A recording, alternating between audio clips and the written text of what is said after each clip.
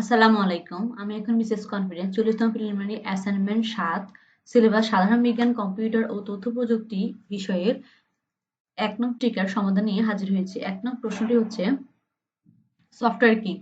Software হলো এমন একটা প্রোগ্রাম অথবা প্রোগ্রামের সমষ্টি যেটা কম্পিউটার হার্ডওয়্যার এবং ব্যবহারকারীর মধ্যে সম্পর্ক সৃষ্টির মাধ্যমে হার্ডওয়্যারকে কার্যক্ষম করে তোলে, তাকে আমরা সফটওয়্যার বলে থাকি। সফটওয়্যার হচ্ছে প্রধানত দুই প্রকার, একটা হচ্ছে সিস্টেম সফটওয়্যার আর হচ্ছে অ্যাপ্লিকেশন সফটওয়্যার। সিস্টেম সফটওয়্যার মানে হচ্ছে অপারেটিং সিস্টেম, এই ধরনের ডেটাবেজ, নেটওয়ার্ক ম্যানেজমেন্ট ইত্যাদি এই ধরনের যেসব সফটওয়্যার এগুলোকে বলা হয় সিস্টেম সফটওয়্যার। অর্থাৎ আমাদের যত ধরনের সফটওয়্যার আছে যেই সবগুলো সফটওয়্যার প্রত্যেকটা প্রধান যে সফটওয়্যার নিয়ন্ত্রণ করে থাকে কম্পিউটার সিস্টেমের মধ্যে সেটাকে বলা হয় সিস্টেম সফটওয়্যার।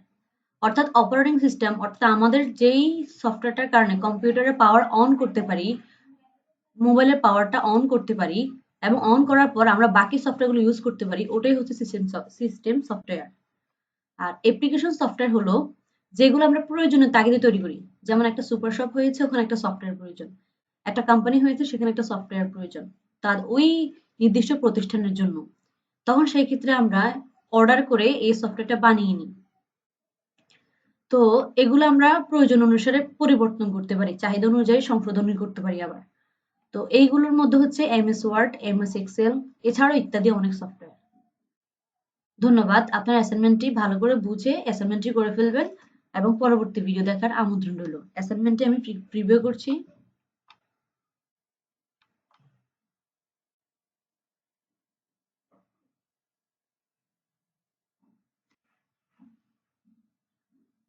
ধন্যবাদ।